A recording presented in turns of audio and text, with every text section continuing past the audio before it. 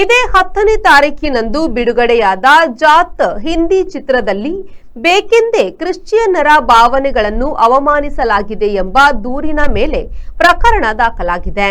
ಇದರ ನಡುವೆ ಜಾತ್ ಭಾಗ 2ರ ಪ್ರಕಟಣೆ ಹೊರಬಿದ್ದಿದೆ.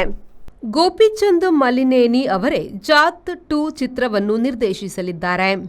ಭಾಗ 2 ಖಚಿತ ಎಂದು ನಾಯಕ ನಟ ಸನ್ನಿ ಡಿಯೋಲ್ ಇಂದು ಪ್ರಕಟಿಸಿದ್ದಾರೆ. ಇದರ ನಡುವೆ ನಟರಾದ ಸನ್ನಿ ಡಿಯೋಲ್, ರಣದೀಪ್ ಹೂಡಾ, ವಿನೀತ್ ಕುಮಾರ್ ಸಿಂಗ್, ತಯಾರಕರಾದ ಮೈತ್ರಿ ಮೂವಿ ಮೇಕರ್ಸ್ ಮತ್ತು ನಿರ್ದೇಶಕರಾದ ಗೋಪಿಚಂದ್ ಮಲಿನೇನಿ ಮೇಲೆ ಎಫ್ಐಆರ್ ದಾಖಲಾಗಿದೆ. ಮಲಿನೇನಿ ತೆಲುಗು ಚಿತ್ರ ನಿರ್ದೇಶಕರಾಗಿದ್ದು, ಇದು ಅವರ ಮೊದಲ ಹಿಂದಿ ಸಿನಿಮಾವಾಗಿದೆ. ಅದು ಹಿಂದಿಯ ಜೊತೆಗೆ ತೆಲುಗು, ತಮಿಳುಗಳಲ್ಲೂ ಬಿಡುಗಡೆಯಾಗಲಿದೆ.